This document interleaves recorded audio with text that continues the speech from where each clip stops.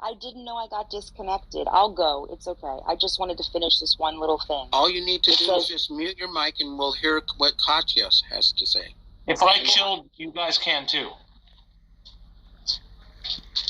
Okay. Well, I thought I was actually talking, and I didn't realize that for some reason I got kicked out, or I walked out. I got somehow out of the room. Okay. So, all right. So if I could just finish. Well, hold on. Not that long. Hold on. You have something you're going to read. It's there. It's in front of you. It's not going anywhere. Katya had a thought, and it might go somewhere. I'm willing to hold that thought if Esther wants to read. Okay. Thank you. Okay, so it's part of. I'm going to read.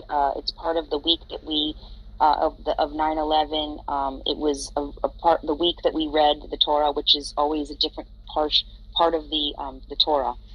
It says, "A nation from afar, from the end of the earth, as an eagle will swoop, a nation whose language you will not understand, will besiege you in all your cities until the collapse of your high and fortitude walls in which you trust." Okay, so that's what happened. And nope, not at all. There's many other things. There's nothing I have. There's nothing in there. No, hold on. Said, come on, hold on. Everyone to throw Esther, their Bibles and their Qurans out, Esther, and say none of this is true, and leave the Jews alone. Esther, come on. Was there anything there about people who believe in a different God flying planes into buildings or flying into any sort of structure in some sort of a contextually relevant way? No need to read it again. Is there anything? No, don't read it again, please. There wasn't anything in there that said 9/11. That's a fact. I think Nostradamus had something similar, which you could interpret a lot of things. Like, seriously, what walls were taken down on 9/11? Walls? That's what you read. Again, can you just 1 second? A nation from afar, from the end of the earth. What you doing talking to a woman? Eagle will swoop, a nation whose language you will not understand. Just drive you mad. Will besiege you in your cities until the collapse of your high fortitude walls in which you trust. God, in which you trust. Right. What does it say in which you trust? On money. On no walls. No walls were broken. None. Okay, all right. Okay, so... I mean, unless you want to talk about the walls of buildings. A couple of buildings. Not the nation. Not the walls of the nation. In fact, those walls hadn't even been built yet. Trump was talking about building them long after that. Okay, so if it's... Okay, so that's fine. I don't care. Again, you do too. Yes, you do. You're saying that your book, your holy book, predicted 9/11, and what you read has nothing to do with 9/11. If I could predict 9/11, I wish I could have stopped it. What I'm saying is, once we read the Parsha of that week, we were shocked. So what? It's a coincidence of a small kind. I mean, look. I study this stuff. I'm really into weird coincidences, okay? This is what I do. And you're talking a very... Eagles? We are the eagles. The symbolism doesn't fit. The Americans are the eagles. The Muslims aren't the eagles, and we understood their language. We knew their language. And it's supposed to be about you, your people, not America. How does this have anything to do with America? You are stretching it so hard and so far to make it fit. It's absolutely ridiculous. No evidence whatsoever. You don't need to get angry. Okay, this is just one of the situations. I'm just giving one example. There's many. The fact that the land would lay fallow until we return back home, which is exactly what's happened. Israel, you're in Israel now? Israel for 2,000 plus years has been desolate. You can even look up. You want me to read Mark Twain's? Did you ever hear Mark Twain's quote about the nope, don't really care. Of the Jews? Okay, so then you don't care because you don't want to know. Why would I care what Mark Twain says about Jews? Why? Isn't that what you were asking? What Mark Twain says about Jews. Really? You think I was asking you what Mark Twain says about Jews? You said what makes us different, so we were trying something that Mark Twain says is your answer? I don't think... I hope she's not saying that. I don't think she's saying that. Yeah, if you could listen, I would read it to you, but Katya can go because it's her turn. Read it to them? Katya, your turn. You're on. Go for it. I'm here. Thanks. So, I was posing a question for Chris. My question is this. So I understand your position with regards to people of faith and how it can possibly weaken them towards some sort of extremism, if you like, and lead them away from the rational thinking and agreeable decision making, let's just say. But is it possible that when you have two groups, say the atheists and the people of faith, whatever faith that they choose, it doesn't matter, that together, while you have possibly opposing views on matters, the process of democracy, if we trust in it, is more likely, in fact, to lead better results, because the dialogue necessary in decision making is such that when you have a very strong opposition, the decisions that people make are better decisions, because when you have an adversary. Yeah, if you can land that plane, that'd be good. I'm trying.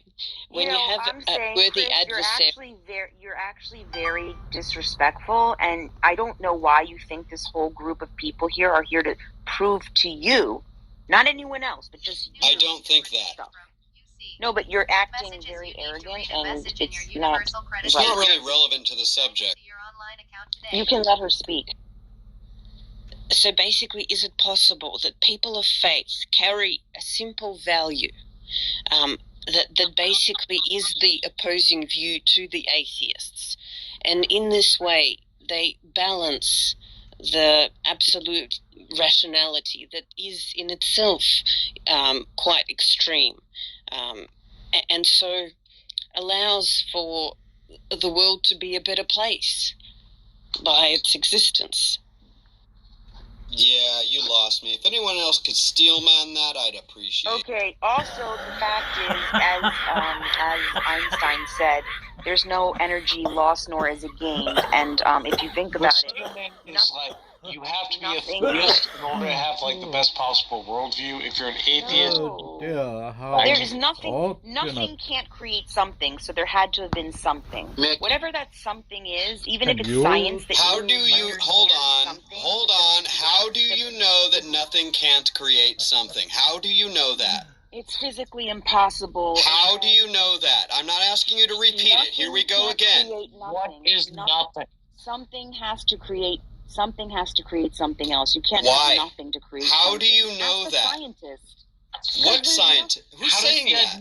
Nothing not have substance. If there's a petri dish and it has nothing in it, That's not what I asked. grow? Like, is it possible that like materials have different existences beyond like the expanded universe? No. Mick, mute. I can't hear either of you. Okay, I want to read this last, and I'm leaving. Okay. Sorry, I'm just. Yeah, read and run. Read and run. Okay, if the statistics are right, the Jews constitute but 1/4 of the 1% of the human race. It suggests a nebulous puff of stardust lost in the blaze of the Milky Way. Properly, the Jew ought hardly to be heard of, but he is heard of, has always been heard of. He is prominent on the planet as any other people, and his importance is extravagantly out of proportion to his smallness in his bulk. So what?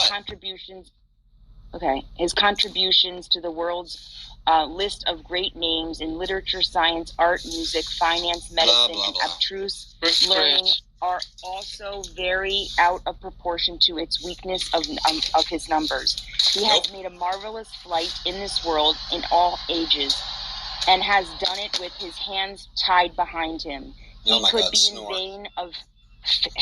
be in vain of himself and be excused for it. The Egyptians, the Babylonians, the Persian rose, filled the planet with sound and splendor, then faded in dream stuff and passed away. The Greeks, the Romans followed and made a vast noise, and they were gone. Other people have sprung up and held their torch high for the time, but it burned out, and they still sit in twilight now and have vanished. The Jew saw them all, survived them all, and is now what he always was, exhibiting no decadence, no infirmities of age. The arrogance. Of weakening. This is non-Jew who wrote this. Arrogance. No weakening of his parts, no slowing of his energy. It's your arrogance. Chris, let her finish. How long do we wait for this? How long is this? You have to have patience, Chris. Pretend you're a dentist, okay? Thank you. Projection. What? Arrogance. No dulling of his alert, but aggressive mind. All the things are immortal. But the Jews, all other forces pass, but he remains. What is the That secret woman of will his drain immortality? the fluid And out this of was a your non-Jew, so spine. that's not arrogance. It's from a non-Jew that wanted to know. Your arrogance. Your arrogance. How could a people go through so much slavery, massacres, Blah, blah, blah, blah, expelled blah. from all different lands, all over the world? So still simple. remain. So obvious. By spreading out, by being absolutely everywhere, in every nation, finding ways to take power. Look, this is my view. The Jews have historically been very, very smart, economical, and just brilliant people. They have held together. They've been community like no other. That's great stuff. Doesn't prove any sort of God. It just means that these are a people who are very, very good at sticking together and finding their way to the top of any society they go to. And it is my opinion that that is why other societies begin to hate them, because they come in, it's like they've infiltrated. Who are these foreigners who are taking over? They're running our banks. They're running the debt. They own everything. We got to get rid of them. That's what it looks like. Okay. Now, so calm down, Esther. Calm down, Esther, because what you're hearing, stop it, Esther. Stop it, Esther. You're not hearing anti-Semitism. That is not what I'm doing. Listen carefully. What I am saying to you is that the Jews, historically, have stuck together better than most. That the Jews, historically, have managed to hold power more than most. And that doesn't prove any sort of God. What it proves is that they are evolutionarily solid, that they have an evolutionary benefit, that they can exist stronger and longer than other societies because they've figured out ways to work the systems they find themselves in. That's what I see. It has nothing to do with hate. None. It is not about hate. It is about, these are a very successful people, and it scares the shit out of people who aren't as successful when they come into their nation. Okay, so now I'm going to tell you. We only had the same opportunities as everybody else. We didn't have anything going for us, okay? Most besides what we have going for us, because it is... What? What does that mean? Esther, why are you even talking do you think he just gave a compliment to the Jews? I have no idea, because it sounds very angry, but I will say we were enslaved. We were enslaved. Stop worrying about whether I sound angry. Listen to what the meaning is. Listen to the meaning of what I'm saying. I think you're right. I think people are very intimidated. I think you're right, and that's why people hate Jews. But you have to hear, the fact is, we were slaves in Egypt for 210 years. Then no. Hold on. That's the claim in the... No, that's the claim... Hold on. That's the claim... Hold on. You don't get away with that. It's a claim in a book that is debunked by science. Matter of fact. Go look up the Menaptis of Steel. Then we were enslaved by Babylonians and Assyrians. It's been real fun. No, that's a historical fact. See, you take... No. You can't just do that. The Jews used us. Poor little babies. We're a little victim. Here you go with your anti-Semitism. It's not anti-Semitism to point out the fact that you're claiming to be a victim. We're so successful that the world has literally massacred us, enslaved us several times, and used us. Didn't even allow us to own land. Several places. Because you tend to win, and it's scary to other tribes. That's the point. Well said. Okay, thank you. So you can just be quiet and let me speak. So the fact is, you try and hold people back that are successful. You take their money. No! Whoa, Esther. Stop. stop. Why would you say you? Hold on. Why would you accuse me of holding you back? I didn't mean you particularly. People. You said it. People put us in gas chambers, put us in ovens, put us in slavery 4 times. We built the Roman Colosseum, but yet we're the ones that we're intimidating. You know how intimidated the Jews should be from the world, what they put us through? Okay, I don't think you get the point. The world's population. You're not getting the point. They're intimidated by us because we have something very, very strong, and nothing can hold us back, even when we're sitting on the. That's not. No. Hold on. Whoa. Hold on. Come on. The contradiction is ridiculous. Here you are talking about how much a victim your nation, your people are, and then you say nothing can stop us. Well, then how in the hell are you so oppressed if nothing can stop? Everything you say is a contradiction of the last thing you said. Exactly. That's the point, that everyone's tried to hold us back, literally put us in ovens, put us in gas chambers, enslave us. That's okay. Just ignore every point made. My point is that even still, which is a miracle, we still are walking, we're still strong, and we're still together. It's not miraculous. It's not miraculous in any sort of way. It's evolutionary, baby. All right. And the fact is, you in yourself said they were intimidated, and that's why they did all that to us.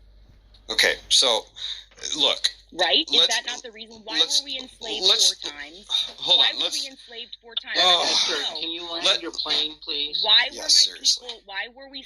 were we enslaved 4 times? Why were we massacred over 15 times? You're repeating the same things you said in the last 30 minutes. I want to know why. Why? I already answered that. I already clearly answered that. A couple of how in the world can you ask me this question? Here it goes once again. Last time I'm going to say it, Esther. This is ridiculous, Esther. I shouldn't have to repeat myself a 3rd time. So you think what I think happened. Esther. I think we've been scapegoated, and as someone wrote that in Esther. Let him say. I understand what he's going to say. He did answer the question, Esther. He did.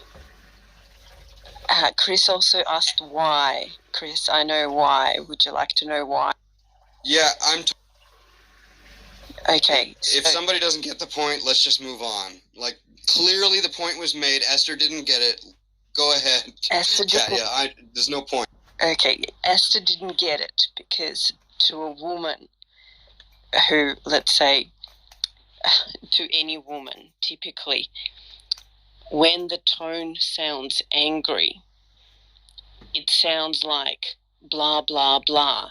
Yeah. It's very difficult for a woman with a heightened sensitivity. No. That is a good point. It's No, it's not. No, that's misogyny, and no. Chris, you are very angry. Just calm down. You are very angry. She's explaining it. You're very angry. I'm just answering why, because let's say I'm angry at the misogyny she just voiced. Think about what she just said. All women hear the same way, feel the same way. When someone speaks the way I'm speaking, all they can hear is anger, and they can't process the meaning because they're just too emotional. Bullshit. Women aren't all like that. Emotional in this room, nobody else. No, that's not true. That's not true. Emotional. Yes, you are. You're angry and emotional. No, I'm just No, you are. I'm very calm. I could be calm if you were honest. Chris, if you were honest, I could be calm. Chris, let's all be calm. Okay, I haven't heard Esther yelling at anyone. Let's all give each other I don't really care. I've heard her going on and repeating the same things, but that's not the same as yelling and sounding very angry. Okay, let's all be adults here. But I don't think I'm being a child. Look, I'm upset because people are dying every day because of pretending to know what they don't. I'm very angry about that. It's true. Okay. And I don't hide it. Okay. But it doesn't mean that I'm not making any points. And it doesn't mean that all women can't hear me because I'm angry. That is misogynistic. I've also agreed with you, and I said a lot of what has been out has been used as a weapon. I've also agreed with you. Okay, so Esther, did you get his point why the Jews are successful after all this persecution, and why some people in some countries are angry at them because they see them doing better than they are? You got that point, right? I do. But okay. That doesn't. So, but Chris, what you I got also that point. say is that why would he be angry at Jews when people are successful? I'm not. I don't believe Chris is angry at Jews. Okay, maybe I misinterpreted. Okay, because we're not even 0.5% of the world's population. We've been massacred so badly. Esther, Chris gave a compliment to the Jews. He's not angry at Jews. I'm not angry at Jews at all. Okay. I'm very grateful for a hell of a lot of Jews. Like, without a hell of a lot of Jews, we would be very, very far behind in technology. Matter of fact, it's not about your nationality. It's about how you think. Mm-hmm. Esther, I think Chris was angry about people dying because of. I am too, very. Yes, so he wasn't. Can I ask a new question here? Let me ask a new question. So we all know that certain people in World War II killed Jews and put them in extermination camps. Was that because of the beliefs of those people thinking that they were doing the right thing? Maybe because of their religion and because of maybe their obedience to nationalism, but also justified in their religious belief?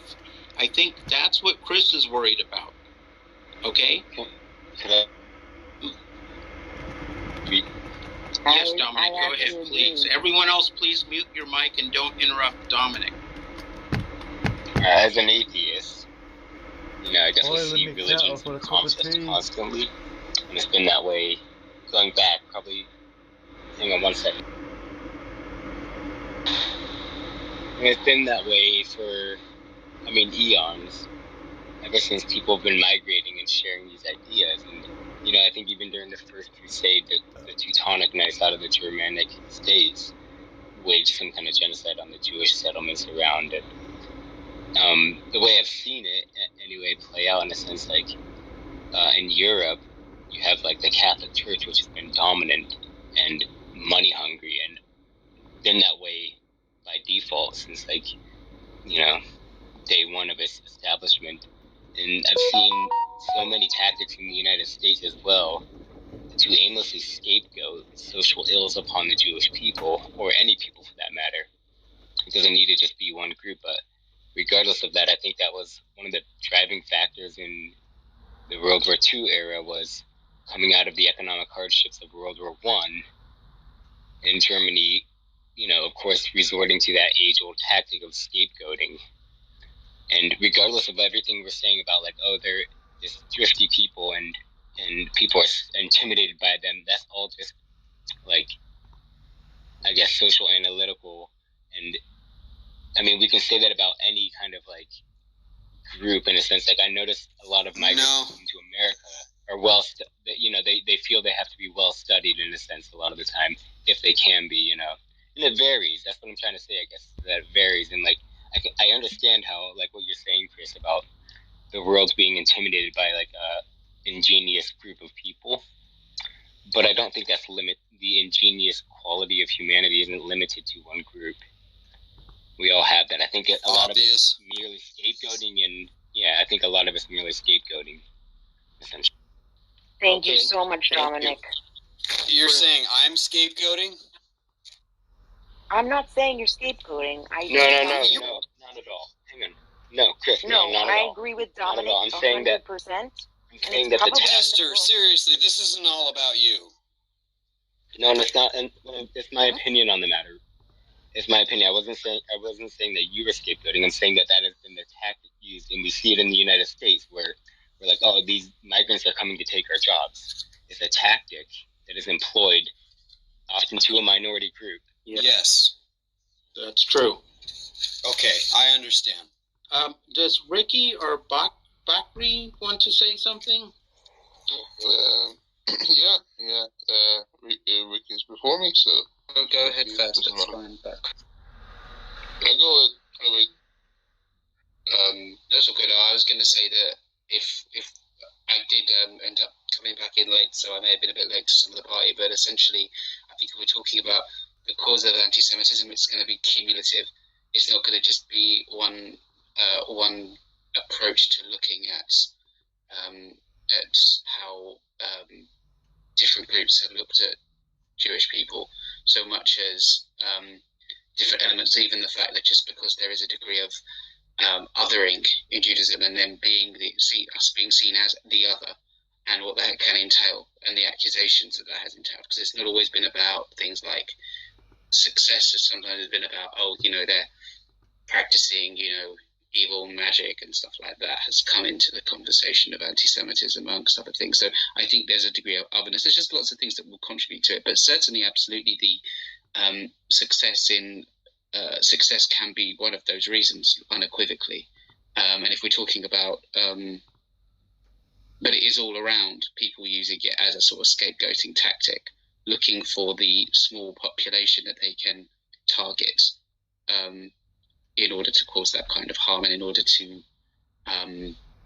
sort of pacify the larger community and nation that they're trying to kind of, usually in some way, either, if not manipulate, put some form of control or veil over the situation, which then also covers up usually those in power and what they're doing and what they're up to. So I just think it's very cumulative. As I say, I may have I do wanted to address that just because I did come in late. I don't know what I missed, but I think there's a lot that goes on in those in such situations, and there's such a long history of it. There were times when there wouldn't be that kind of level, or at least measure, of success in a way that I think could be tracked, and certain forms of anti-Semitism didn't even allow that kind of success. So it's just a very kind of big area to one. Yeah. Can I go? Yes, go ahead. Yeah, I want to respond to Chris. So, let's just say what you say is true. That the Jews, wherever they go, they seek power, and they want to have power and to prosper. Hold on. I'm sorry, but I just have to say that's not what I said. That's not what I'm saying. All right, then please repeat what you said, because this is exactly what I heard. So go ahead and...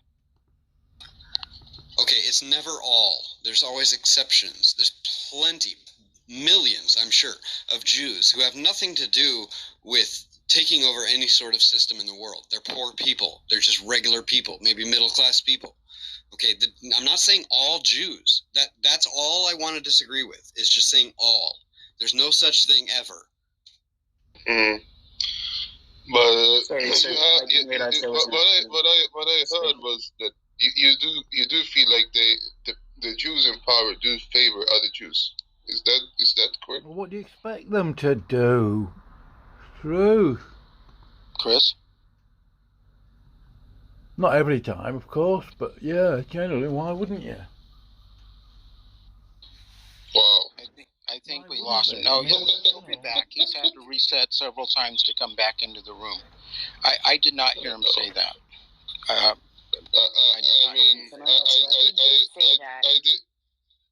was under the impression, so someone correct me, he was talking about this from a theoretical standpoint of what, and I did come in late, so I may have missed it, rather than giving his own opinion as what he thinks is a problem. He was just saying, there is. Hypothesizing what causes are, right? Sorry about that. I got kicked out, guys. I thought you wanted to just leave, but for the question. The question was, do you feel like Jews in power favor other Jews? Do I feel like Jews in power what? Jews who are in power favor other Jews. Well, I think it's highly likely that any tribal thinking person is going to prefer their tribe over others. So probably most. Shocker. And this is what I wanted to get into, because let's say what you say is true. What do Jews in power do with their power? Like do they treat people unfairly, unequally, giving money to their tribe more so than other tribes, or are they doing it in a very supremacist way, or My friend, do they treat non-Jews inferior? I have not come to that experience. There is inequality in the very beginning when they say we are the chosen people and you are not. That is inequality. Yes, they might. Maybe some people might say that, and I'm just going to give you a word for this, right? I'm not going to dispute anything you say. I'm just going to go with the implications in the real world and what I see. Do they act upon like other people are inferior to them, even if they are in power? I have not come across that. Right? It happens, so, yes. All right, you say it happens, but you know what? I have not seen that happen. Okay, at the very basic level, again, we are the chosen people, and you are not. Chris, that is arrogance. Chris, all right.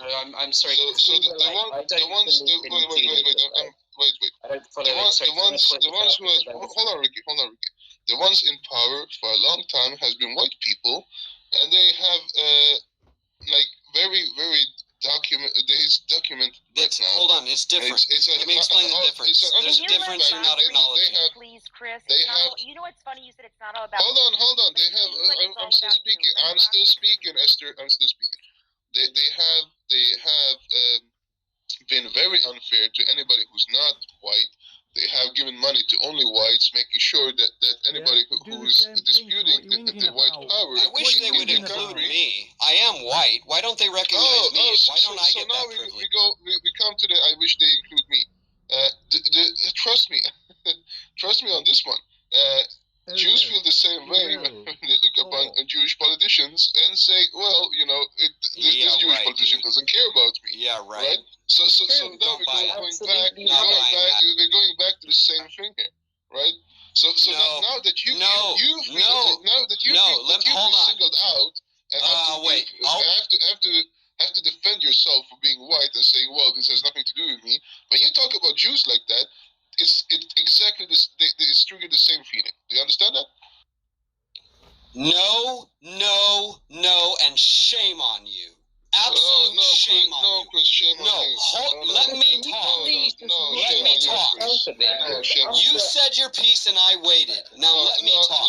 No, Chris. When you say shame on you, then fuck you too. Yes. Let me explain why shame on you and shut your mouth for a moment and then I'll let you speak. What are you trying to do? Save your own skin. Yeah, sure, buddy. Now be quiet while I talk. Everybody gets equal time. You spoke. Let me respond. And talking shit about them. Now I mentioned one thing about Sean, you should put Chris in the and you go apeshit. Okay, guys, you got to stop this. That's ridiculous. Even calling shame is a religious thing. You should know, Chris. No, it's not a religious thing. No, you don't own shame. You don't own shame. Yeah, but the way you stop talk it. Is very religious. Stop it. Maybe you've gone through your own problems with Esther. Now I can't even remember what I was going to respond to. You guys are really good at obfuscating. That's why she does it. It's really religious talk. You're not the victim here, Chris. Yeah, good job derailing. Now I need him to repeat himself, which is a bummer because I don't want to hear it again, but I have to put a group of people in a bad manner, and as soon as No.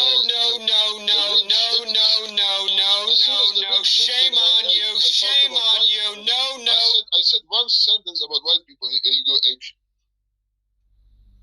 Maybe Bakri can finish and he can listen. Okay, I booted Chris down to the audience because I don't approve of people talking over people and saying something that they know is going to trigger the person that just said something. So I think Bakri is assuming something that Chris did not say. Actually, I don't believe I assume it, Sean. I do believe I heard. Okay, can I finish? Okay, so here's the deal. He said that it's normal for any tribe to give preference to the tribe. That would include white people. Yeah, and he also said that it is triggering for one group of people to say that they are the chosen people of God. Would you agree with that, Bakri? I do agree with that. And what I disagree with, Sean, is that the documents on who is doing that is well known. And it's not the Jewish community who's been doing that, actually. It's the Christian white people of the world that's been doing that for many generations. Bakri, before you came in, Chris said that he thought that the Jews were very clever and very good and good at smart, intelligent, and that caused some people in some countries to be upset at them because they were not as clever and did not hang out together as a group as well and were not as successful. So that's just human nature. It doesn't matter what the group is. Okay? So Sean, and it's possible to scapegoat people, and I think you're not hearing what Chris was saying. Chris is listen, Sean, I have heard what he said, right? You gotta understand. I believe you have misunderstood what he said. No. Sean, sorry, can I just ask you though? It sounded like part of what was being said, I mean, you can correct me if I'm wrong here, was that it's different, that all Jewish people will benefit from those who are in power, but not all white people benefit from all white people in power. Exactly. That was part of what I heard. Now, if that is being said, right, that is unequivocally anti-Semitic and inaccurate. Yes, I would agree with you on that. I do not believe that. That's not what I heard. Maybe I misunderstood, but I heard a very sarcastic, "Oh, sure they don't," and if that is the case, then that is anti-Semitic and inaccurate. Sean, you have me, Esther, and Ricky here all agree upon it. I was raised in Judaism. I do not practice it religiously, but even this whole thing I keep hearing about this chosen people thing, chosen doesn't mean better. Yeah, and we don't go around. Anyone who goes around saying we're chosen is a little bit weird. First of all, and I did say, hold on. No, but I did say before a lot of people came in here that if Jews were left alone in our little land of Israel with nobody like the Romans or the Greeks that took our history, put it in their books, or Quran that were, Muhammad met us and put our history in their books, we would be literally sitting in our land doing our own same thing, and we would have been loved to be left alone. We're not proselytizing. We don't want to go around. We don't want people doing anything what we're doing. We just want to be alone. So that's also part of it. Okay. So nobody would have known that we're, quote, chosen because they wouldn't have read our books. I know you already said this. And what you don't know, Esther, is before you came in the room, the whole discussion was on God commanding the Jews to wipe out and genocide the Amalekites. And people said, well, we haven't done that for 3,000 years. Okay. But the whole point that triggered Chris is that whenever any group of people thinks that they are chosen of God and God is telling them to do something, and they do something that would be something reprehensible if God wasn't telling them to do that, including wiping the Midianites and completely wiping out the Amalekites, including the women of the soldiers, including the donkeys that the family owned, everything, wiping them out totally. I heard 6 people on here, they were all Jewish, 5 people at the time, justify genocide because that's what God told them to do. And that's wrong. That worries Chris, hang on. worries me. No, Let me finish. I haven't landed my plane yet. Everyone just mute your mics, okay? That worries Chris, and it worries me because many groups, not just the Jews, have said this and have killed in the name of God with some type of justification, even Nazis. Okay? So, I mean, any group of people can do this. It's not just the Jews. I am not anti-Semitic. I know my Jewish bloodline is not through my mother. It was my grandmother. My grandmother and grandfather fled Germany at the beginning of the war because my grandfather was German and he was married to a Jewish woman. Okay? So I understand sort of what's going on here, but don't be offended and think that anyone's being anti-Semitic because we're not. Sorry, Sean. The Jews are very agreed with me though. What Chris said, if he is saying, because I may have misunderstood, but if he is saying that that all Jewish people benefit because there are Jewish people in power, that is anti-Semitic for one thing. Secondly, he did not say targeting. That. He did not say that. He said fine. That okay, then I misunderstood. In power will tend to give preference to. No. I heard that part, but I also heard him say when Bakri did went on with the conversation. Chris went on to mention that he doesn't benefit from the way that from white people in power, and he'd like to have some of that money. Bakri tried to say it's the same for Jewish people, and he started to say, "Oh, sure they don't," and got very sarcastic. So maybe I misunderstood. But that is how it was coming across. And I would disagree with Chris if he doesn't think that white but I just wanted to point that out. Secondly, I agree that genocide in all its forms and saying it's in the name of God is 100% wrong. I think that whilst that happened in what happened in the biblical scripture, I still say it was wrong. Do I think that today that is a systemic issue within Judaism? Not as much as other groups, but Judaism obviously will get targeted for different reasons. But yeah, right, absolutely, because they have I'd say it's wrong. Look at our history. All Nobody across the board. book are we looking in anyone's history for the atrocities they did, first of all, and also if people really understand what happened in the times of the Midianites and the Amalekites, these were people that were literally engaging in bestiality publicly. They were. That's not a reason to kill someone. That's not true. You're making statements you can't support. Yeah, you can't say that. Sorry, like we can't. I don't think we should be murdering people for that. But that's not There's true. Archaeological evidence.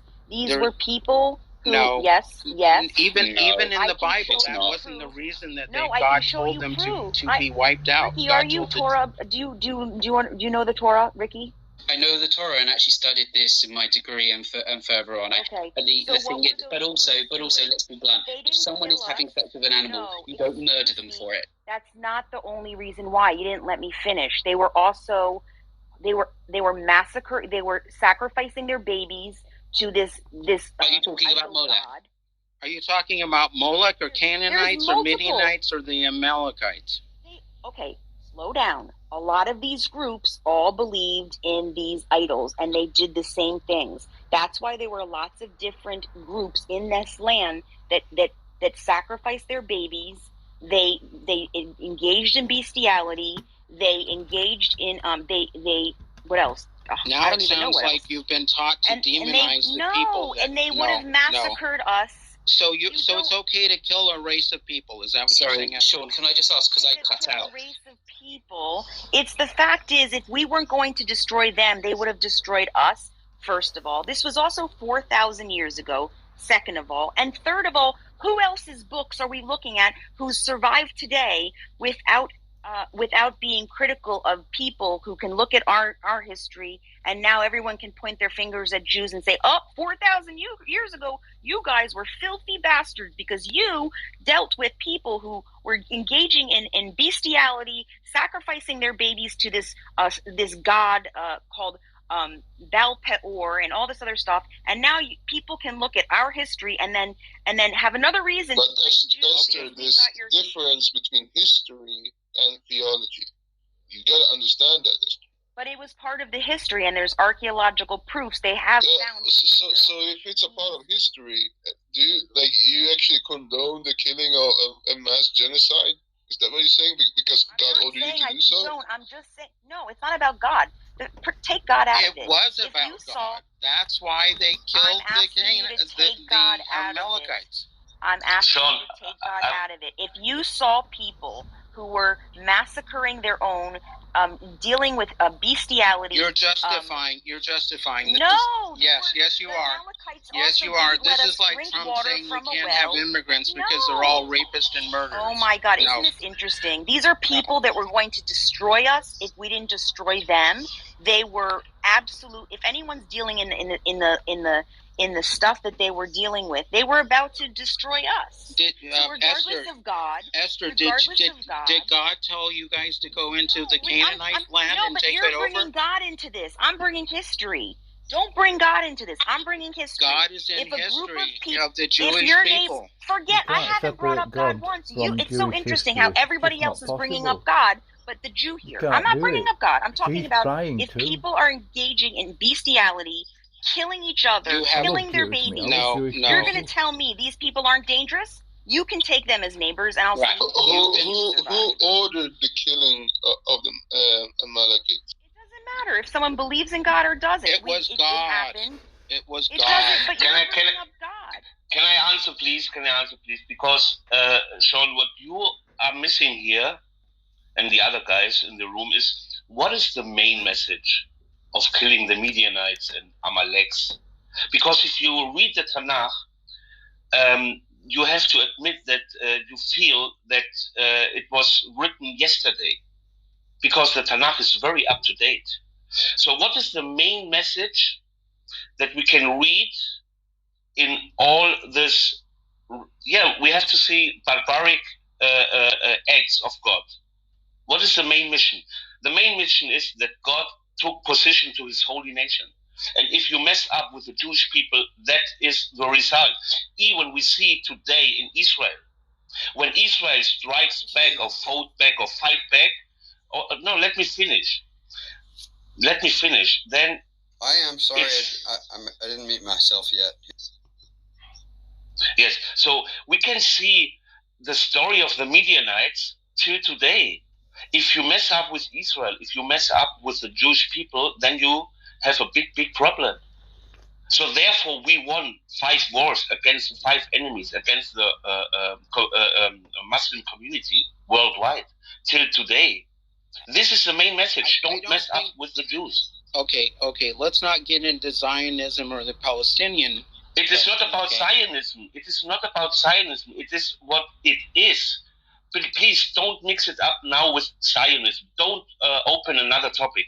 I told you that is the main message. You can deal with it or not. But for us Jews, it's very important to know that God fights with us. And this is the message. But why does God hate me so much? Sorry? Why does God have so much against me just because my parents were bad people? You said hate, then. He has nothing against you. It's only if you mess up with the Jewish people. But I haven't done that. But I'm not chosen. How come I don't get to be chosen? I want to explain what happened with the Jews. No.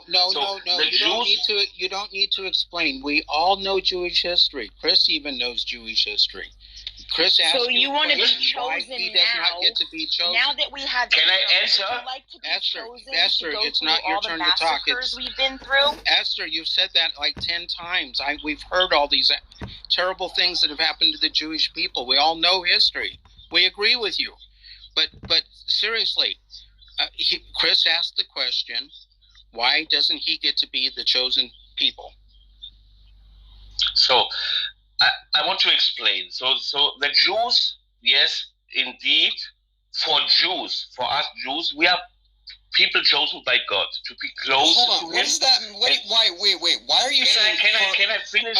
I need to understand what you're saying, though. Chris, I don't understand what you're saying. Well, I will ask him to explain because that's very nebulous. We are the chosen people. To hold a certain level of morality. Esther, it's not your turn. Okay, go ahead, Sicario. Is that right? Yes.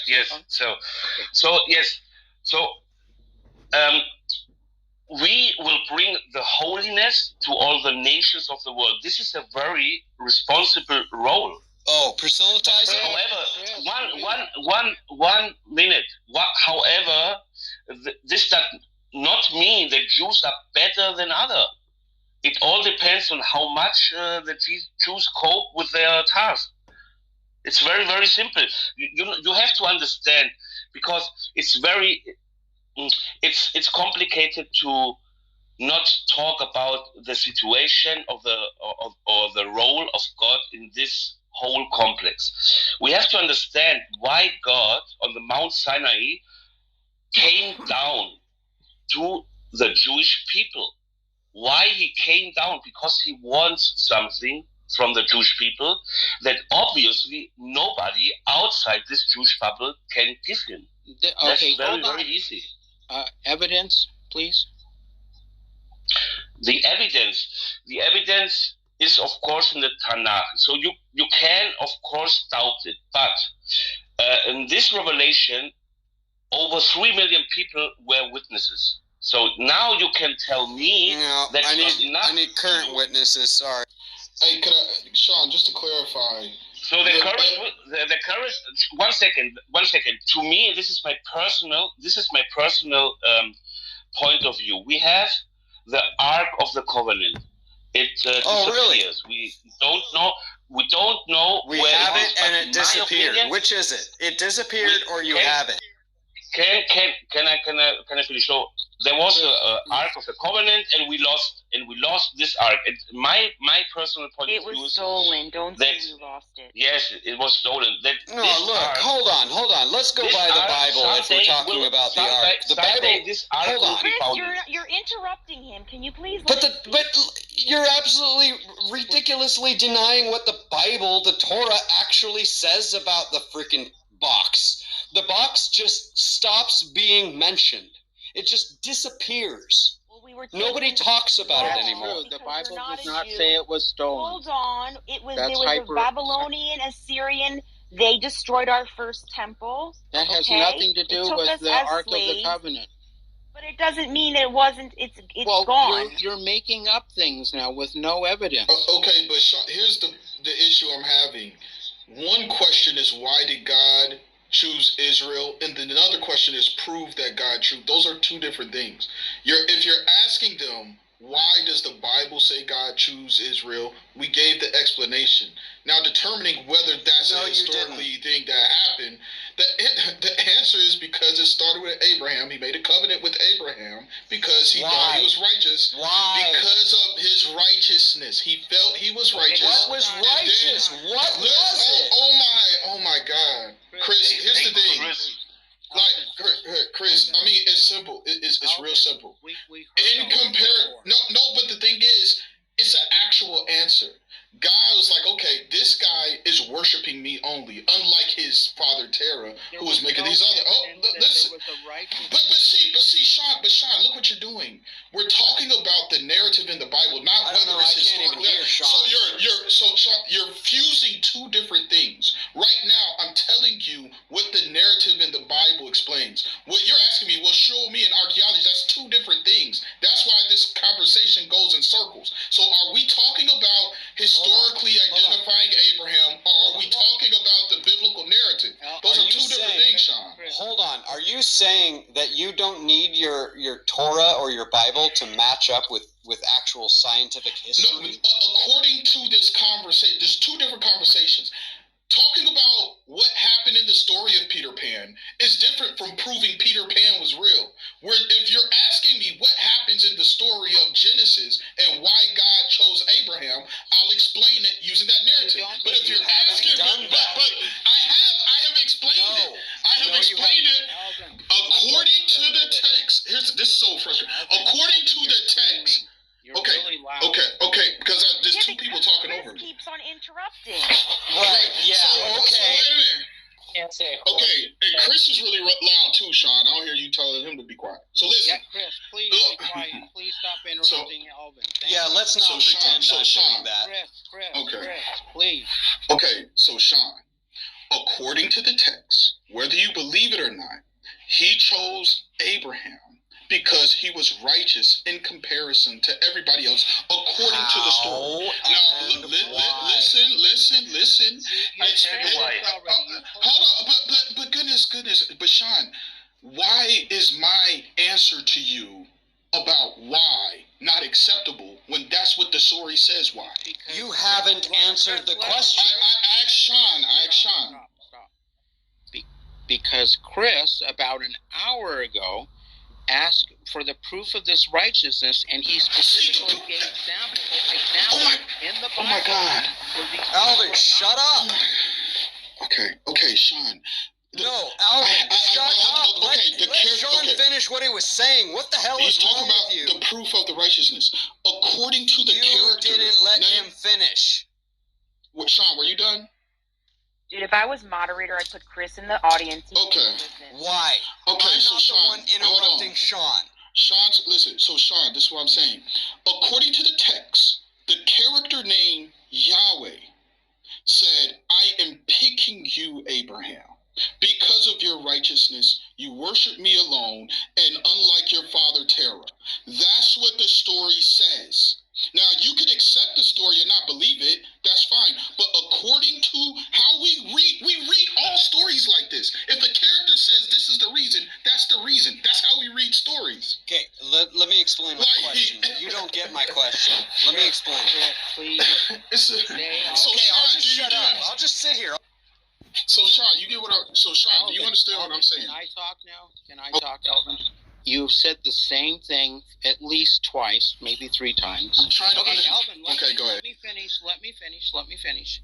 Okay, so what Chris and I think we're both objecting to is you're saying you're doing a statement of faith. You're believing this. No. And therefore, you said we can choose not to believe it. Well, if you give us evidence, of course we would believe it. No. But you're using this as a justification. No. Yes, you are. That's not the argument. I mean, seriously, I get booted down. People are voting for me to get booted down. This Alvin dude keeps interrupting you, and it's okay. I want to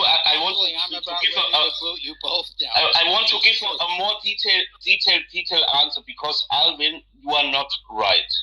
I tell you why. So the first covenant God made was with Noah. I guess you agree with me. Yes, Alvin, you weren't here. Alvin said this before too. Yeah. Yes, but why God choose Abraham and not Noah? Because why did God a second covenant with Abraham? The difference is that that Noah, he accepted the flood, that millions of people will die, and Abraham, as we know, negotiated with God about Sodom and Gomorrah, because for him was every righteous soul has a right to live. So therefore, Abraham was chosen by God. That was not God. Hey, please, Chris, don't tell me about the Tanakh and don't tell me about Abraham. This is the big difference between Noah and Abraham. Abraham negotiated with God about. Okay, maybe I got it wrong, but can you give me a verse? Of course. Working for you? Okay, one second. Chapter 18. Chapter 18, Genesis. Bereshit, chapter 18. There you can read it. So, Sean, I got one last question for you. Alvin, they're still talking. I mean, don't interrupt. Yes, so please, you can check chapter 18, and then you will see that Abraham was negotiating with God for each soul who has, in his point of view, the right to live. So this is the big difference between Noah and Abraham, because Noah accepted it that God will destroy with his flood each single soul, and therefore he chose Abraham. Okay, so everyone mute yourself, including Alvin, and now Chris, if you could just quickly respond to that, and Esther and Alvin, please don't interrupt Chris. Thank you. He might Hello, be gone. Chris. Hello, Chris. Are you gone? Okay, quick I was question. busy looking it up so I could make sure that I'm right about my memory, because I, unlike faithers, acknowledge the fact that my memory is not solid, that I don't know everything, although I am pretty sure it was Lot who did these things, not Abraham. No, Lot got him into trouble, his nephew, and then Abraham was the one that spoke at Sodom and Gomorrah to tell God not to Look, to as far as I understand, like, Lot in the Bible tells me that I should have sex with all the women, but like any encroaching men, they're bad. Okay, Sean, I got a quick question. Can I go back to work? So, Sean, is there a difference between saying Peter Pan cut off Captain Hook's hand in the story and saying Peter Pan historically chopped off Captain Hook's hand in the story? Do you understand there's a difference? Hold on, wait. Do you understand the difference between those two things? Now, let me say something. The thing is, some of us don't believe in Peter Pan. I know, no, that's what I'm saying. But do you understand those are? But Sean, do you understand those are two different claims?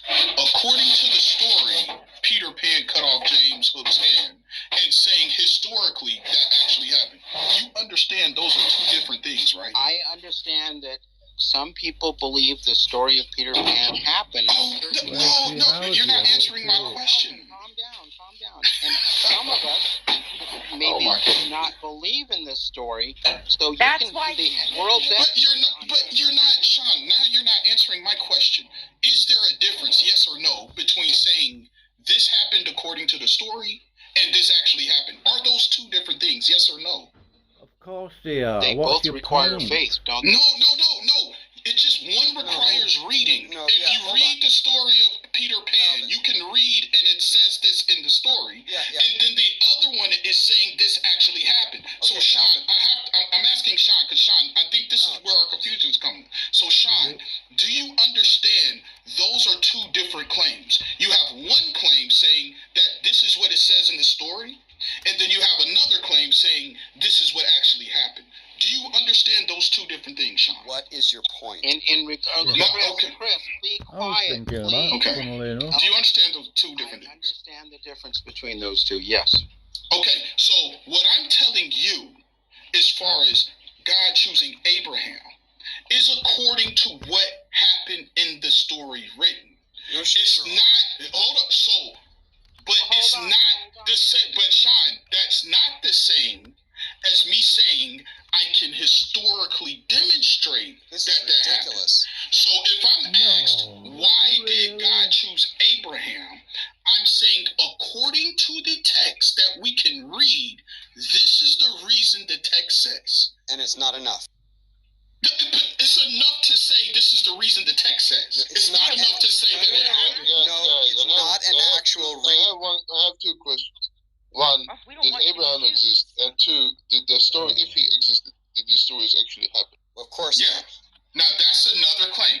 You can't prove Abraham. So Abraham cannot historically be proven. But if you're going to ask me, why in the story did God choose Abraham? I'm going to tell you why in the story God chose Abraham. It's simple. Alvin, what you're doing is absolutely useless because the whole point is people believe it actually happened because it's written. Exactly. What the hell are you getting at? Because you asked me a question. You asked me a question according to the story, what happened. I'm telling you, according to the story, that's what happened. Right. And it's not a good answer. I'm sorry, but it It's the fails. answer But it's not to an answer. that question. You said, why did it happen? Listen, if you tell me how can Peter play a fight, he sprinkles fairy dust and fight. That's what it says according to the story. I don't That's care. the answer. So I if you're don't asking me care. why did this happen, I'm going to tell you what it says in the story. Okay, great. But you, So that's the answer. Alvin, calm down. I don't know why everybody's calling me emotional. No one ever calls Alvin out. Doesn't work. No, because he's trying to explain. Maybe I'll try. Maybe I'll try in a Bye-bye. woman's voice. Yeah, let's hear it again because we wouldn't want any rebuttals. Say